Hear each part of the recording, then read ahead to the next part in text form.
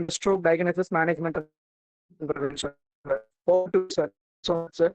And I'm really apologizing, sir, for this. Okay, fine. Thank you, Hari, for elaborating what you guys are doing for the past so many years. And I'm very grateful to have you guys who work on consistently, enormously with full strength and full energy. Okay, nobody can have this kind of energy for a consistent way. So I thank you, Namma Medicine team, for organizing such good events for the benefit of students as well as the benefit of our patients also. So coming to our topic today, so this is stroke diagnosis, management, and prevention. So this is not going to be a like a routine lecture class where we'll be keep on telling about the stroke symptoms, stroke management, those things. This I think it could be an interactive session with all our participants. I could see there are some 25 participants today. So my main objective today is like one patient is coming to you with a suspicion of stroke, what you're supposed to do in the emergency department or in your own casualty. So that is going to be my objective of today's lecture class. So this is not going to be a routine lecture class. There will be a lot of pictures alone, not much of notes. Okay. So I think we can start. Next slide, please. Okay. So now you all are coming under NMC. So NMC, National Medical Commission. That is, all medical colleges are going to come under this one broad terminology NMC, where we are going to have all kind of question-based scenarios or case-based scenarios based on some clinical picture what is available in your own hospital. So, being this as a stroke as one common topic, which is going to be day-to-day event for all the interns or final MBBS students, I have just made one small scenario, and you guys are going to post whatever things comes to your mind when you see this kind of patient in emergency or casualty. So coming to our case, this is a gentleman 65 years who is a known hypertensive, and he is presenting with sudden onset of right-sided weakness with slurring of speech and deviation of mouth to the left since 3 hours. And coming to the emergency department, his BP is around 190 bar 110, and his heart rate is 86, and his GCS is 15 bar 15.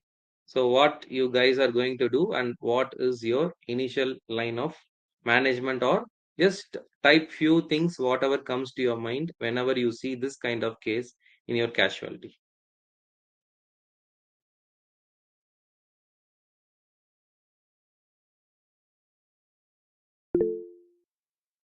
Okay, CT you want to take. Okay,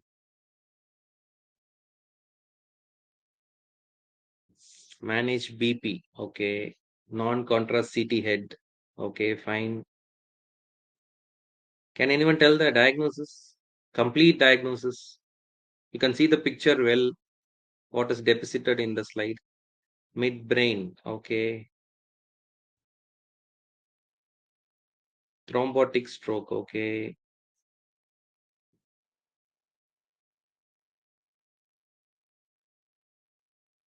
Acute stroke. Okay. Is it involving the seventh cranial nerve, or is it just a stroke involving only the upper limb? Because lower limb is not shown here. Is it involving the seventh cranial nerve also? Can you see the face and tell? Okay, it involves seventh cranial nerve. Okay. Any other answers? Okay, fine. Let us proceed now. So, this is a case scenario which everybody will be facing with our relatives, with our friends, family, even with our stranger also. So, this is such a common diagnosis which is happening day to day activity or day to day event. And let's move on to the basic anatomical structures of brain. how to diagnose a stroke, how to localize a stroke, and we'll further end with management and the prevention, which is secondary prevention. Okay, next slide, please. So, whenever you think of this kind of patient, what is coming into your mind regarding the pathophysiology? So, here I have shown you the ischemic stroke and the hemorrhagic stroke. Ischemic stroke is due to some clot which is going to obstruct the blood flow. This all of us we know. And the opposite side, when we see the hemorrhagic stroke, there is going to be bleeding around the brain area. Okay, so this is the second part. Now, what is going to happen in our ischemic stroke? Coming to here, all the excitotoxicity elements is going to get upgraded because of ischemia. So, as you all know, what kind of ischemia is going to happen in our brain, or what kind of necrosis, or what type of necrosis is going to happen in our brain? There are like 2 to 3 types of necrosis. No, you would have all read in pathophysiology. Very good. So, liquefactive, excellent, excellent. So, liquefactive necrosis is going to happen here. How? The calcium and the sodium ion influx is going to happen because of the excitotoxicity, which is happening because of your ischemia. And that is going to produce depolarization of your brain cells, and hence there is going to be free radical mediated toxicity inside your brain parenchyma. Ultimately, it is going to have cell death and finally cerebral damage. So this is one path where you can see excitotoxicity is happening. When you come to the other part, there are neurochemical injury which is going to be released once when the liquefactive necrosis is going to start. So what is going to happen? There is an oxidative stress, and that produces cerebral edema. Okay. And the third type is neuroinflammation. See, any kind of injury is going to happen. It is going to produce inflammation. Simple example is you fell down, there is going to be some kind of redness, swelling, and pain, which is nothing but your inflammation. Okay. So this is going to produce microglial activation in your brain parenchyma. Coming to the hemorrhagic stroke, there is going to be blood-brain barrier dysfunction because of the hemorrhage in your brain parenchyma. And the final is interruption of blood flow is going to happen, which is going to produce increased intracranial pressure. So these are all the pathophysiological events that is going to happen whenever you see any kind of stroke in our casualty or in our hospital. Okay. The ultimate thing what you have to remember from this slide is, one thing is the patient is going to develop cerebral edema. So cerebral edema develop agrappa enna agum? Cerebral edema is nothing but your ballooning of your cerebrum. Okay. So there is going to be fluid collection inside your glial cells. அப்ப என்ன ஆகும்? There is going to be altered sensorium, or the sensorium is going to become down from GCS of 15. So 10 ல இருந்து 8க்கு குறையலாம், 8ல இருந்து 6க்கு குறையலாம். So இது எல்லாமே வந்து cerebral edema ஓட features. Second is intracranial pressure increases. So whenever intracranial pressure is going to increase because of the interrupted blood flow, what is the main important triad you all know? When the increased intracranial pressure is seen inside your brain or brain parenchyma, Cushing's reflex. Excellent. So can you tell what is that Cushing's reflex triad? Bradycardia. Excellent. Other two? Hypertension and irregular. Very good. Excellent. So this three is going to happen, and you remember always three means triad. So triad இருக்கணும்னு அவசியமே கிடையாது. So அதுல bradycardia, hypertension இருந்தாலே the patient can develop irregular respiration in a few course of time. Okay. So these are all pathophysiological things whenever you see any stroke patients. So you need to, what are the things you need to treat from this pathophysiology? What are the things you need to treat the patient? One is for cerebral edema. So cerebral edema கம்மி பண்றதுக்கு என்ன drug use பண்ணுவோம்? A common question. Whenever you want to reduce any kind of edema, what drug you want to use? Okay, mannitol. That is nothing but you can use a diuretic. Okay, rather than telling us mannitol, you need to give a diuretic to reduce the edema. The second thing is for reducing the increased intracranial pressure, what drug you want to give? Very simple question. Pressure அதிகமா இருக்கு. Okay, dexamethasone for this kind of parenchymal bleed we won't usually give. Nimodipine. Okay, excellent. Then anything else? Okay, last six we can try. The mannitol component comes here. That is going to reduce your intracranial pressure. Okay, along with cerebral edema, you are going to give again 3% NaCl or Lasix based on the patient's condition. Okay, so all these things constitutes the patient treatment part. So that will I'll be coming in the treatment part. But if you know this pathophysiology concept only, you can apply the same when we come to the treatment part. Okay, fine. So any doubts? We can proceed to the next slide. Okay, so this is what I was talking about. So see here there is an orange color marking and there is some red color marking. So it looks like one small circle with another circle. Okay, so this is the core infarct or hemorrhage, whatever. It can be any kind of stroke you can see. And the surrounding orange color area is called as the penumbra area. That is called as penumbrum. Okay, penumbra. So which is nothing but it is the tissue at risk. Okay, so what is going to happen when you don't give any treatment to the patient? There is not going to be any kind of reperfusion. So when there is no reperfusion, see the core red color, which is going to increase very fast. You can see, and it ultimately ends up with a lot of penumbral area which is affected in this picture. Okay, so this is when no perfusion occurs, that is no reperfusion occurs. On the other hand, you can see when the reperfusion occurs due to our own treatment, the penumbrum area is going to become very small, and ultimately by the end of the 30 days, the penumbrum area becomes very normal. So in this one slide, you can see the importance of reperfusion when you give the treatment on time and treatment without the particular hours. And that particular hours is nothing but can you tell that nothing significant hours where you need to give the reperfusion treatment? That is the door to bell or the ambulance to door or whatever. Okay, exactly. Four. Okay, 4 to 4.5 hours is the time of perfusion you need to give to the patient in order to save this penumbra. So you all understood now the penumbrum is the tissue area which is at risk. Okay, next slide.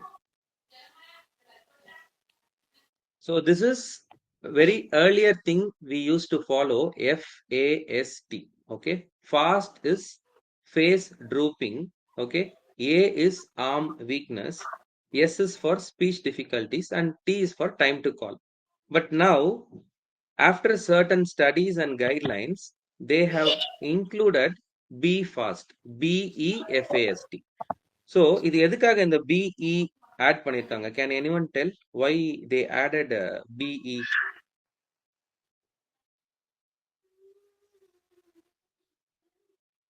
That is nothing but your balance and your eye changes. Just think an answer. Balance is controlled by which cranial nerve? Eyesight is by which cranial nerve? Okay, to account for cerebellum lesion. Yes. Then the balance is from anterior part or posterior part? Balance. Balance is through your posterior. Excellent. So posterior circulation stroke usually will start with your balance loss. So ultimately பேஷண்ட்டுக்கு நம்ம வெர்டிகோன்னு treatment பண்ணிட்டு இருப்போம். கடைசியா பார்த்தா அவருக்கு வந்து posterior circulation ஸ்ட்ரோக்கா இருக்கும். Okay, so important thing why you need to understand here is the balance loss and the eyesight changes. So these two comes under the posterior circulation stroke symptoms. அதனால தான் ஃபாஸ்ட்டுக்கு முன்னாடி BE ஆட் பண்ணிருக்காங்க. So that is nothing but the identification of the posterior circulation stroke with symptoms of B and E. Okay. So this is such an important slide where even a layman can identify the face drooping, the arm weakness, the speech difficulties. Immediately, if you see all these three things, even before the onset of balance loss, you need to call the ambulance and you have to start the treatment immediately to save the life of the patient. Okay, so is this clear? The very, very important slide, FAST and B fast. Next slide. Okay. So that is a small phenomenon where you can see it as stroke and mini stroke. So mini stroke, otherwise it is termed as TIA, okay, transient ischemic attack, where the cerebral artery is temporarily blocked because of the blood flow to the brain because of some reason, okay. And the some reason என்னவா இருக்கும்? What are the some reasons why this is temporarily blocked with decreased blood flow to the brain? Can you tell some modifiable risk factors? Okay, embolus. Okay, anything else? Emboli is one, yeah, atherosclerosis. Exactly, atherosclerosis, or it could be a temporary vasoconstriction.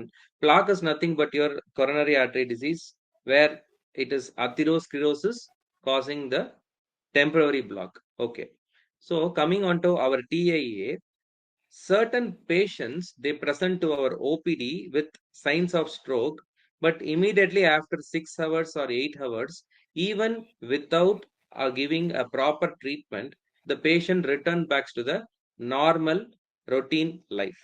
That is nothing but our TIA. Okay, so artery is temporarily blocked, whereas your stroke is artery is completely blocked. So this is the difference between your TIA or mini stroke comparing with a complete stroke. Okay, so here you can see there is only a temporary reduced function of your brain parenchyma, but whereas you can see there is a complete loss of function of the site which is blocked. Okay, so this is just a difference between TIA and stroke. So can anyone tell, should I treat the TIA and should I lyse it immediately when the patient comes within 4.5 hours? Should I treat him immediately? No. Anyone? Yes. Anyone want to thrombolize this patient? Okay. So we usually don't thrombolize these kind of patients.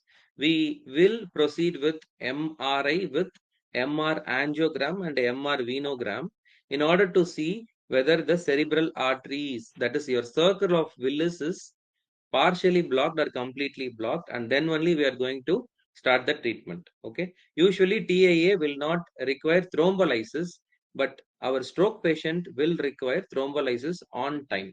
Okay, fine. Next.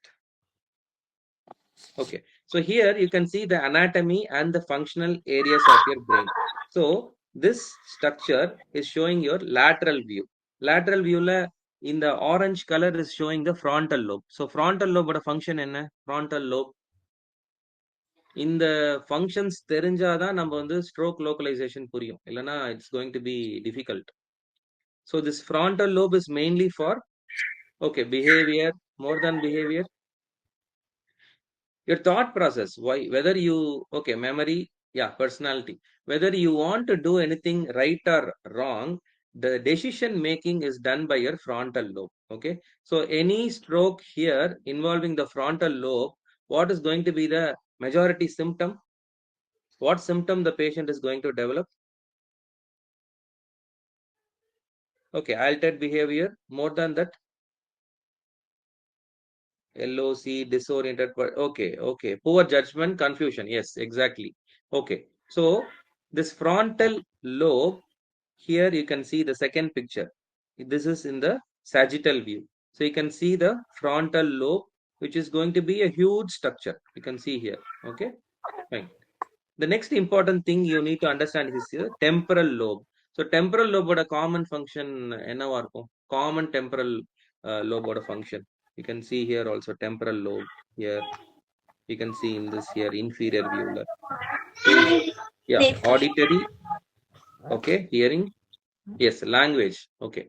Language and hearing both is going to be controlled by your temporal lobe. அப்ப இந்த இடத்துல ஏதாவது ஒரு stroke attack ஆயிருந்தது அப்படின்னா என்ன common பிரசன்டேஷனோட patient நம்ம கிட்ட வரலாம்?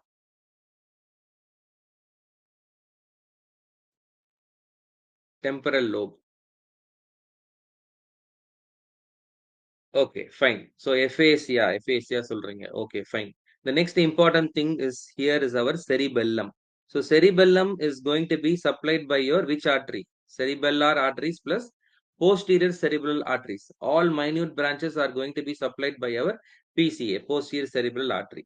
So when cerebellum is going to get involved, what will be the most common presentation the patient can come to us? This is the most important thing. Yes, excellent. Balance loss, ataxia, tremors is going to be the last one to come, but the patient will come to you with giddiness. That is the most common presentation of posterior circulation stroke. Adula cerebellum is going to get involved, so the patient will definitely lose all the balance. Sometimes they can come with the dizziness or the vertigo symptoms, but ultimately, as the general physicians, when patient is coming to us, we should never miss stroke. So immediately you send the patient to either CT or MRI, whatever is available nearby your hospital. Please confirm that it is not a PCA, posterior circulation stroke. If you are going to miss posterior circulation stroke, what is going to be the dead end for the patient? What is going to happen to the patient? You can see all the important structures here. Can you see all the important structures? The sagittal view you can see. So what is going to be the dead end of the patient? Yeah, brainstem portion, all the vital system is going to get affected. Okay, so ultimately sudden cardiac arrest is going to happen when we are going to miss the posterior circulation stroke. Okay, so this is general anatomy and functional areas, just a warm up to understand more about the localization of our stroke. Okay, next slide please. Okay, so this is the nutshell of all the things whatever we have discussed. Frontal lobe mainly for your motor control, decision making, and the Broca's areas is in your frontal lobe, that you need to understand. The temporal lobe is for your memory, hearing, and language. And the parietal lobe is for sensory integration, spatial sense. Occipital lobe is for visual processing, and cerebellum is for your balance and coordination. Okay, this is just a summary of whatever we have discussed. Next slide, please. Okay, so this is again a repetition. Next slide. Okay, coming to the internal capsule. So can anyone tell where is the internal capsule located? Already it has been given in the picture also. So where exactly the internal capsule is present? And what do you think it is going to be having its important function? Function of internal capsule. Any guess? You can see all the umbrella like structures, it's coming from all the cortical areas, and there it is going to just finely come and enter into the internal capsule. So is it a white matter or a gray matter? Internal capsule is a part of white matter or gray matter? White matter, excellent. So it is a part of white matter where all the neurons is going to converge like this. So this is just going to be your umbrella. Umbrella la irundhu it is going to enter the white matter, which is condensed like one small pathway, which is having a anterior limb, genu, and a posterior limb. So this is your anterior limb. Okay, you can see the genu. Genu is the connection between anterior and posterior limb, and here you can see the posterior limb, and you have two other parts where you can have the lentiform and the retro part of your internal capsule, that I cannot show in this picture, but you have 5 components of internal capsule. And the most important thing where you can see is the leg, which is going to be the anterior most part, followed by your trunk, followed by your arm, followed by your face. Okay, so face is going to be at the genu. Okay, fine. So this is the general orientation of an internal capsule and its structure.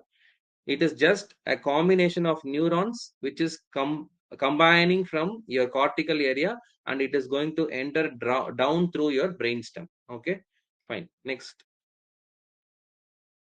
So these are all the important areas of your internal capsule and its function. Okay. So the anterior limb வழியா என்னென்னலாம் pass ஆகுது. So frontopontine fibers and thalamocortical fibers.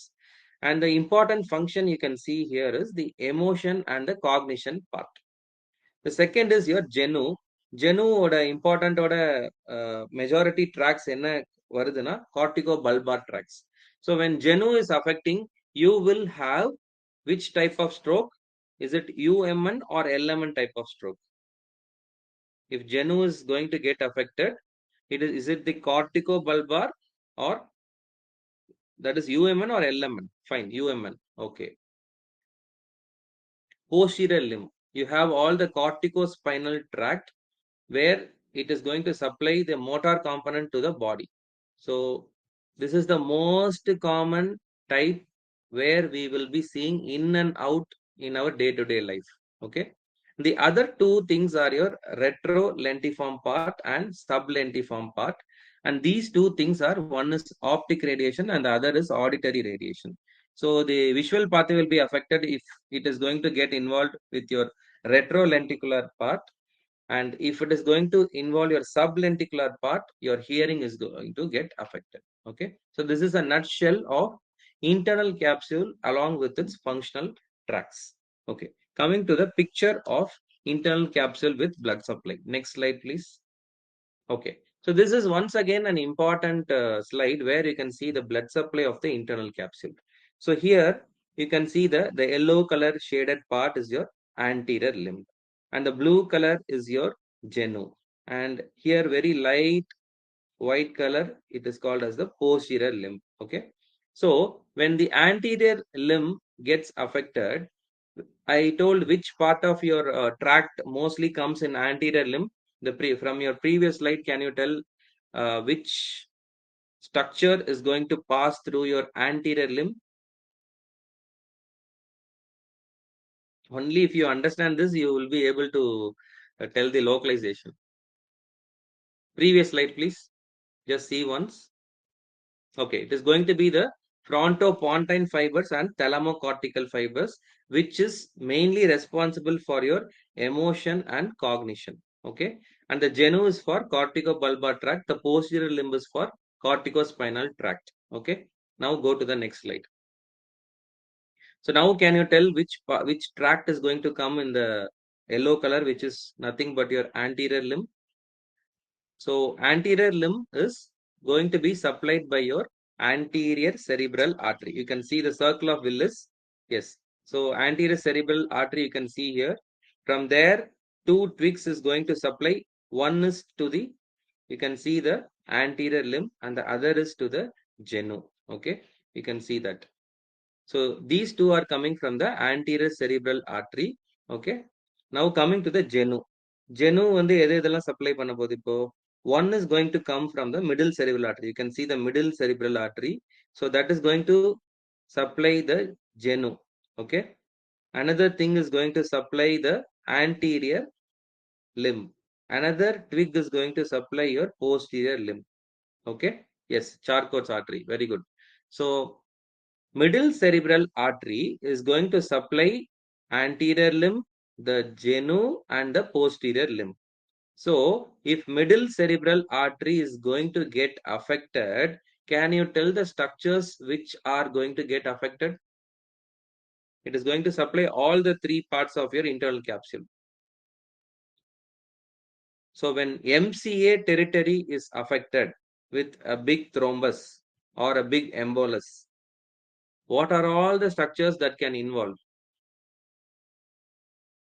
Okay, limbs, cranial nerves, okay, anterior, posterior, genu, all three parts are going to get affected. But which is going to have the dual supply? Can you see the anterior limb? One big twig is coming from the anterior cerebral artery. So, நம்மளோட anterior limb வந்து one branch is going to come from the anterior cerebral artery. Okay. So, that is going to spare the anterior limb. Can you see that? So, MCA territory block ஆயிடுச்சு அப்படின்னா anterior limb gets escaped, but your genu and your posterior limb most often gets affected. What are the common features the patient can get affected? Yes, the trunk, your limbs, your face, okay, sometimes your bladder. All these things gets affected when it is going to be a MCA territory stroke. Okay, fine. So you can see here, the posterior limb is supplied by striate branches from the middle cerebral artery, including the Charcot's artery of cerebral hemorrhage and anterior choroidal artery. So very clearly they have explained here. You can see that the genu is going to be supplied by anterior, middle, and direct branches of internal carotid artery. Okay, so genu is where the important cortico, which one is going to come through the genu? Cortico, corticobulbar or corticospinal? Okay, excellent. Corticobulbar. Okay, so corticobulbar is going to get affected when the genu is getting affected. The posterior limb is our most common stroke patient where the MCA artery is affected, and mostly they present with whatever the presentation I gave you as an example in initial lecture. Okay, next slide. So here you can see this area is your internal capsule. Can you see that? This is the internal capsule. You can see small twigs which is going to supply the internal capsule. And this is going to be your main middle cerebral artery. Okay. So main middle cerebral artery க்கு எது supply பண்ணுது? The red color whatever it has been highlighted, which is nothing but your lenticulostriate branch of middle cerebral artery. Okay, so this small arteries is going to mainly supply the internal capsule, that too mainly the posterior limb of internal capsule, where our patient is going to come with either a thrombus or an emboli. Okay, so can you see that all these are small twigs which is coming from directly your middle cerebral artery, and that is called as the lenticulostriate branch, which is nothing but your anterolateral part of the middle cerebral artery. Okay, so this picture is to mainly show all these are small twigs which is going to supply your internal capsule. Okay, next slide. So now we all saw the orientation of the lobes. So the frontal lobe, the temporal lobe, the occipital lobe, the cerebellar lobe, all these things. So now coming to the symptoms of middle cerebral artery. So middle cerebral artery போயிடுச்சுன்னா என்னென்ன ப்ராப்ளம்ஸ்லாம் நம்மளுக்கு வரலாம். So first thing is Wernicke's aphasia. So Wernicke's, you all know what will be the presentation of Wernicke's? It is nothing but word salad. Okay, you can easily remember W. Wernicke is for word salad, whereas Broca is for broken articulation. So you can easily differentiate these two by unable to understand the speech, which is seen in Wernicke's aphasia, whereas in Broca's aphasia, they have only broken articulation. They can understand the speech, but they are not able to produce it. Okay, so this is the main important difference between Wernicke's and Broca's aphasia. So MCA territory involvement irundhuduna, the most common presentation, they will have aphasia in their lifetime. The second is anterior cerebral artery, which will have definitely urinary incontinence. Okay. And the second thing is contralateral lower limb weakness along with sensory deficits will be there. ACA territory is very rare, but if you have ACA territory, the patient survival is little lower compared to all other stroke. The third thing is our cerebral artery, that is posterior cerebral artery, where the occipital lobe is going to get involved. So the patient is going to have homonymous hemianopia with macular sparing due to the MCA blood supply. Okay, and the patient will have alexia without agraphia, that is able to spell and write but unable to read. Okay, so these are all the common symptoms of MCA, ACA, and PCA stroke. So when any patient tells stroke along with both lower limb weakness with urinary incontinence, you need to think of ACA territory involvement. If there is aphasia along with the limb weakness, then it is going to be middle cerebral artery. If there is going to be hemianopia, then posterior cerebral artery is getting involved. Okay. So these are all simple features where you can localize the territory with the stroke symptoms. Okay. So I hope this three arteries is very clear with this single slide. Okay. If you have any doubts, you can clarify at the last. Next slide, please. Okay, so this is nothing but our thrombotic stroke, where you can see the blood clot, which is nothing but our thrombus blocks the flow of blood in the brain. Okay, so this picture you can see, first picture. The second thing is embolic stroke, where there is going to be blood clot or a plaque, that is nothing but our embolism, which breaks away and it slowly flows into the brain, where it blocks any kind of single artery or multiple arteries. So this is going to be an embolus. The third thing is your cerebral hemorrhage, where slide not visible. All others are seeing the slides. Yeah, I think. Yeah, okay, fine. We'll proceed. So cerebral hemorrhage, there is break in blood vessel. It can happen because of high blood pressure, or very young patient, they can also develop cerebral hemorrhage because of this kind of aneurysm in the brain. Okay, and that aneurysm is called as, can anyone tell what is the name of aneurysm in young individuals? Where, yeah, berry aneurysm. And berry aneurysm involves which kind of artery? Can you name the artery? Which artery it involves? Simple question only. Mostly it is an MCQ for your no NEET. Have you heard of saccular aneurysm? Yeah. And anterior communication, not commissural. Communication artery. Okay, not commissural artery. Okay, maybe spelling is wrong. Okay, fine. Very good. We'll proceed. So this is the important difference between a thrombotic, embolic, and cerebral hemorrhage. Okay. So thrombotic, usually it is going to be a thrombus which is already prevailing inside your blood vessel. So whenever the patient comes in early morning stroke, thrombotic stroke has to be suspected. The second thing is embolic stroke. எப்போ embolic stroke வரும்?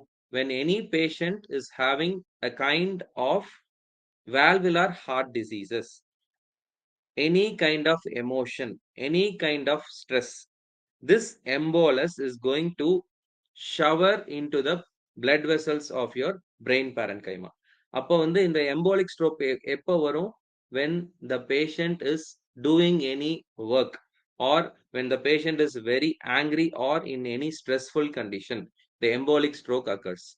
So by this way, the thrombotic and embolic stroke can be easily differentiated based on simple questions like the onset of stroke, what is the time of stroke, whether the patient was doing any activity or not, and the patient is having any cardiovascular comorbids prior.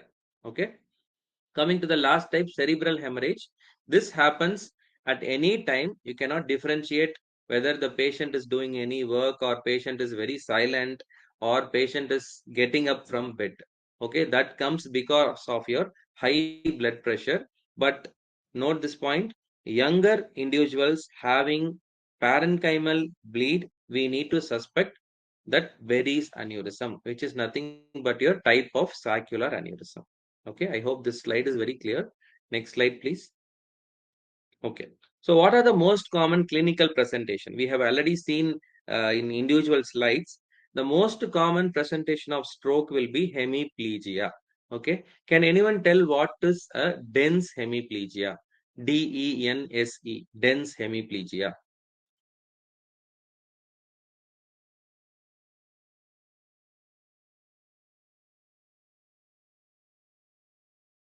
Okay, fine. Both upper limb and your lower limb weakness, if it is equal, then we call it as dense hemiplegia. And if you have dense hemiplegia, the lesion is at internal capsule. No doubt in that. Okay. So both upper limb and lower limb power will be equal. Nothing but 0 by 5, 0 by 5 in upper limb and lower limb. So this is called as dense hemiplegia, and the uh, vasculature where it is getting affected is nothing but your internal capsule. Okay. And we already saw what is Broca's, what is Wernicke's aphexia. And regarding ataxia, it is going to be present in the posterior circulation stroke where your PCA artery is getting involved. In which type of stroke the cranial nerve palsies are getting affected? Can anyone tell? We have seen so many types of strokes: ACA, MCA, PCA. In which type of stroke the cranial nerve palsies occurs? MCA. Okay. Okay. Fine. Fine. Fine. Okay. Visual defects, visual field defects. Where do you get? Which type of stroke you get? PCA. That's all over. This is the localization. Okay. So I think you have understood the concept, and I will give you one more scenario now. The patient is having visual loss as well as the patient is having difficulty in swallowing. Can you localize now? Visual loss is there. There is difficulty in swallowing. Can you tell where is the lesion? PCA. Okay, fine. Another situation. Okay. The patient is having right upper limb and left lower limb weakness. Where is the lesion? Right upper limb and left lower limb. Or just tell the name of the stroke.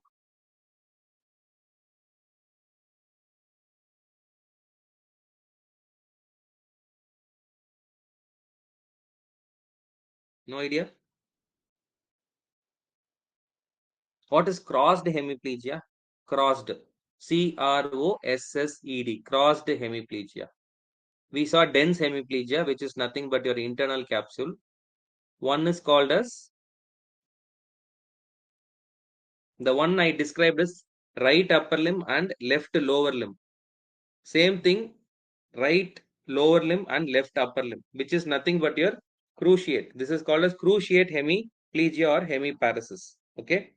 Crossed is when you have two types of lesion, one at the upper level of medulla, one at the lower level of medulla. Okay. Where does the medulla cross like this? In which part? Upper medulla or lower medulla? All the corticospinal tract cross like this, lower. So when you have upper part of your medulla which is affected, you can have the crossed hemiplegia. Both upper as well as lower part is affected, you can have crossed hemiplegia. Okay. So these are all different types of hemiplegias where you can see and learn from the patients. Okay, fine. Next slide. So this is right hemiplegia where you can have the lesion at left internal capsule or your MCA territory involvement. If it is going to get affecting the aphasia component also, then it is left dominant hemisphere involvement. If it is going to be ataxia or vertigo, it is going to be the brainstem or cerebellar stroke. If you have hemianopia or homonymous or heteronymous anopia, it is going to involve your occipital lobe. Okay, fine. So these are all the important components of stroke localization where you can easily differentiate where is the site of lesion. Okay, fine. Next slide. Okay. So here you can see the circle of Willis in the center. Okay. Now coming to our middle cerebral artery, can you see the contralateral part, that is motor part plus or minus sensory part is getting affected. So this is completely the middle cerebral artery involvement. You can see the pica here. So PICA, which is nothing but your posterior stroke, where you have the dysphagia or hoarseness of voice, all the lower cranial nerves gets affected. 8, 9, 10, 11, all the nerves get affected. Here you can see the anterior spinal artery where you can have all the symptoms whatever I have mentioned here. So this is just a simple picture. You can just take a photograph of this, or you can have the slide also. It's with Hari only. You can just read this slide, more beautifully deposited with vascular localization of stroke. Very, very simple to understand. Okay. We'll proceed to next slide because I need time is running. Okay. Now coming to the investigations. So for our patient, what was the initial line of investigation you want to do? He was a 60-year-old male who was hypertensive. He came with stroke symptoms with onset of 3 hours. So which one you want to do from this investigations? Non-contrast CT. Very good. Anyone want to do MRI brain? Anyone want to do MRI brain? Okay, takes time. Okay. More than taking time, MRI brain will not be there in all our hospitals. Remember that. Okay. A CT brain might be there, but MRI brain will not work for 24 hours cross 7 days. Only the CT brain will be there for 24 cross 7. The second important thing is the cost efficacy. CT brain may be some 2000 to 2500. MRI brain will be like 10,000 to 12,000 based on the hospital. Okay. So now you need to prefer an investigation which is readily available. It should be very useful for you to identify, and it should be cost beneficial to the patient. So with these three things, we are selecting the CT brain, which is non-contrast. Why it should not be contrast? Why we should not use a contrast CT? Can anyone answer? Why we are not supposed to use a contrast for CT?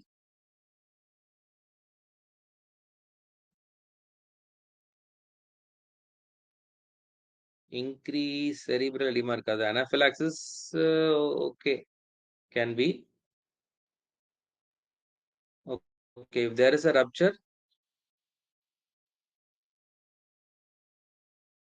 okay. Contrast எதனால நம்ம use பண்றது இல்ல அப்படின்னா, whenever the patient is okay, might leak into the brain. Okay, patient coming with an hemorrhage or an infarct, அந்த டைம்ல வந்து BP அதிகமா இருக்கும்.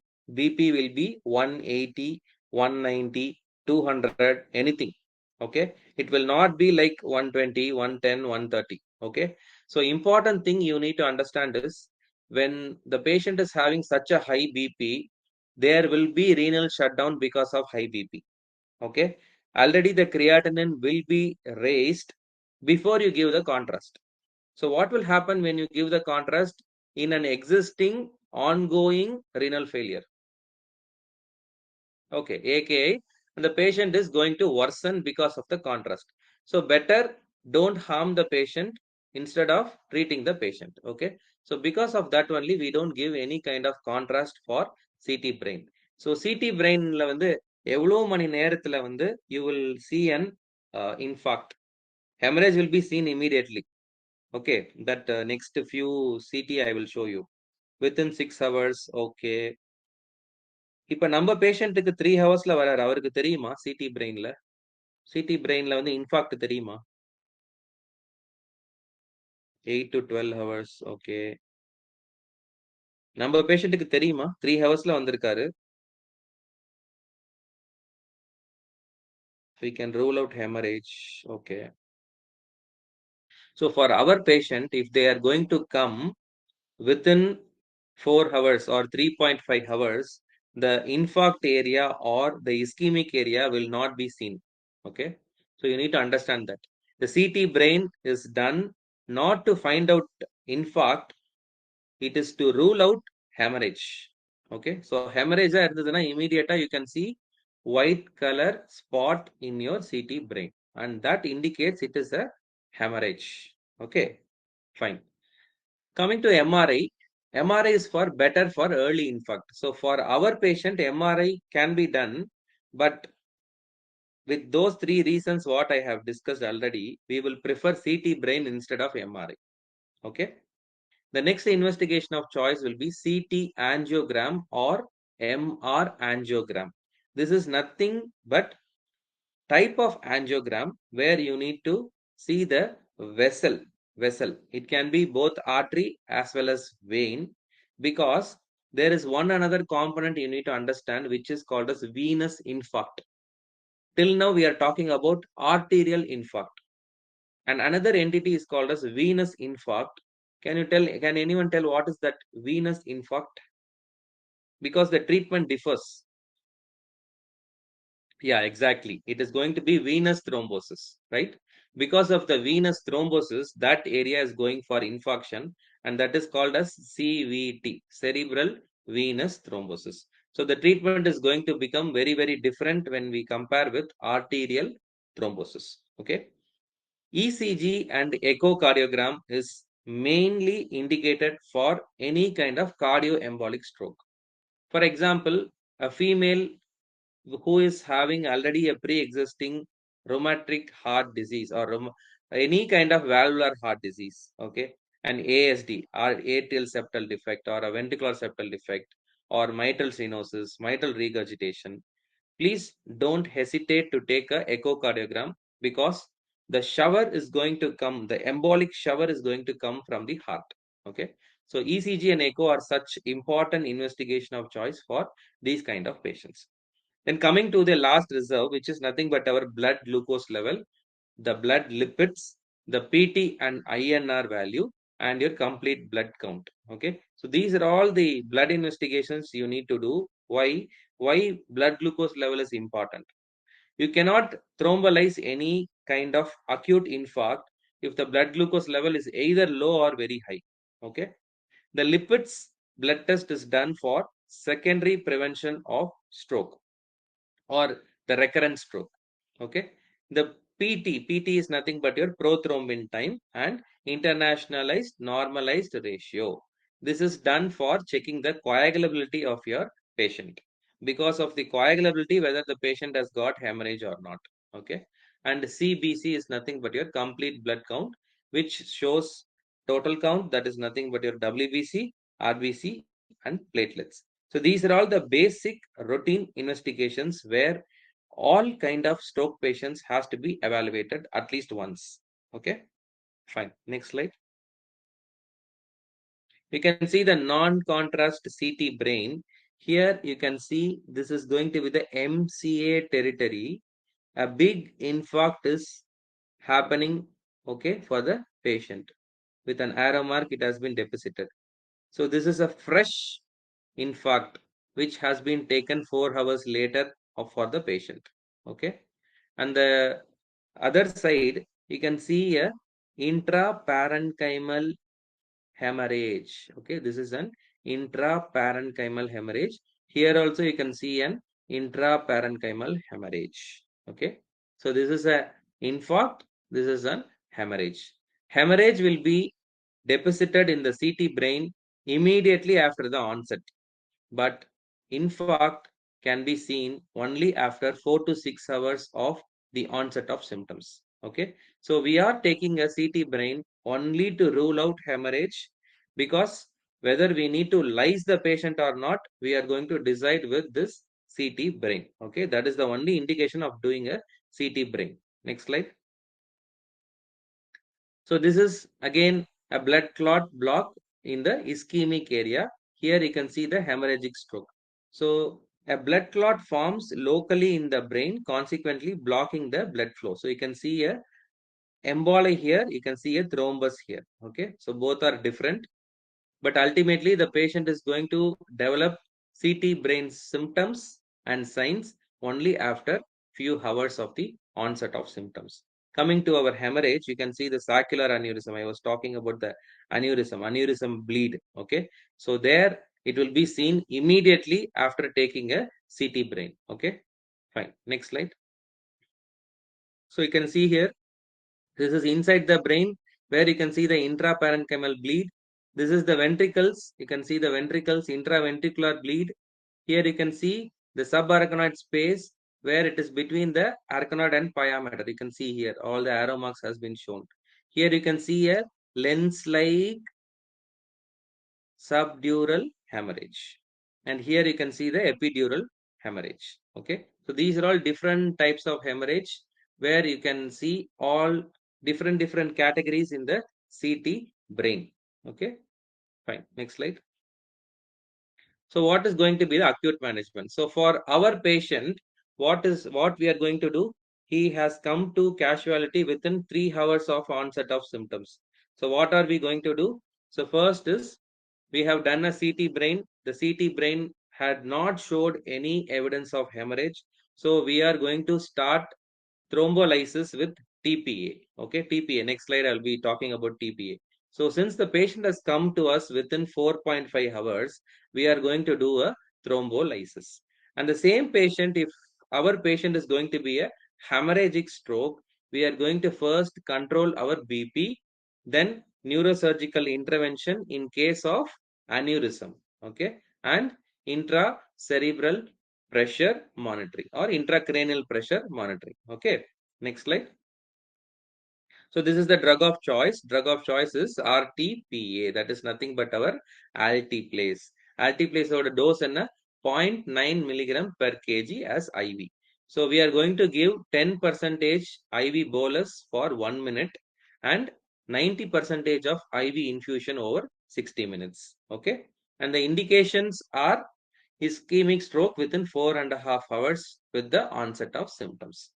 Image has to be confirmed with absence of hemorrhage. So CT brainல வந்து அந்த intraparenchymal bleed எந்த விதமான bleed இல்லைன்னு நீங்க prove பண்ணீங்கன்னா மட்டும்தான் you have to lyse the patient. Okay, next slide. So what are the contraindications? Please see this. It's a very, very important slide. Any kind of hemorrhage, it is contraindicated.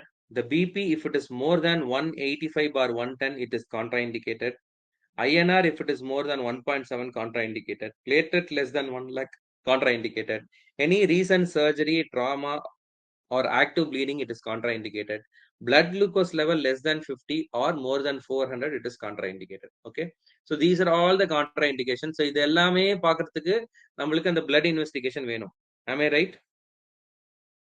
CBC has to be taken in order to see the platelet count. INR has to be done. BP has to be measured. Blood glucose level has to be measured. So all these things you need to measure before you lyse the patient. Otherwise, the patient is going to end up with short complications. Okay, fine. Next slide. The next important thing is BP control. So can you name some BP drugs, IV or oral, whatever you want to give to the patient in order to reduce our target BP to less than 140 mm of mercury? It should be ideally 150 to 220. Okay, lebitalol. Okay, fine. Anything else? Nicardipine. Okay. Someone told about nimodipine. Can we give that nimodipine?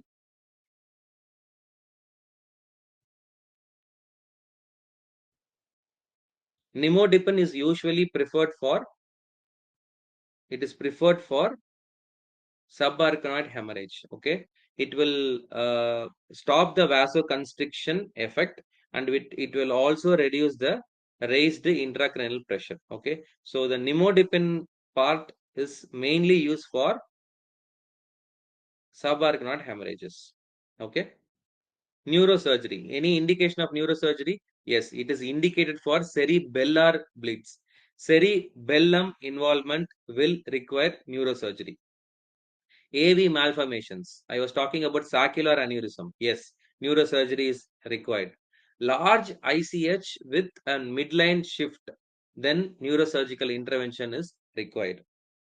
ICP monitoring. யார் யாருக்கெல்லாம் பண்ணணும்? If it is indicated when the GCS is less than 8 or signs of herniation, you need to mainly monitor the ICP. ICP control. The first thing I was talking about, there should be reduction in the cerebral edema.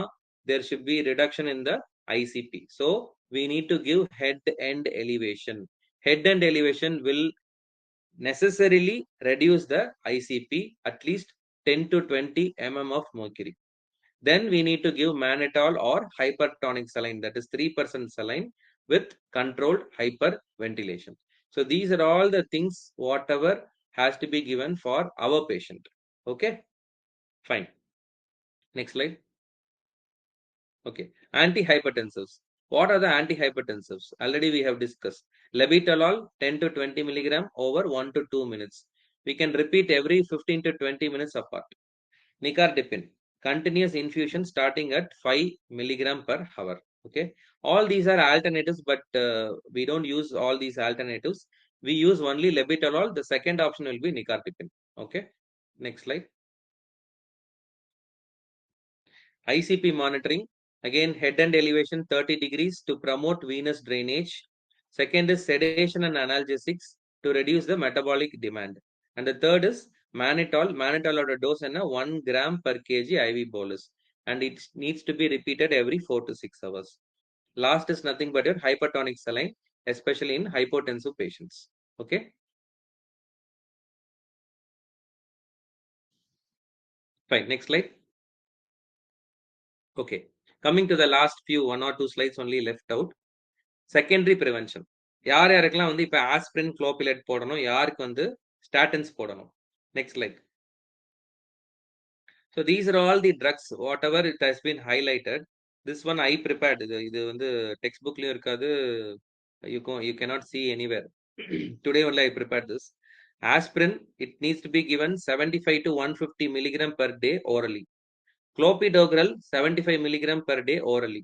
எப்போ வந்து combination கொடுக்கணும், 75 milligram of aspirin plus 75 milligram of clopidogrel from 21st day to 90th day post stroke.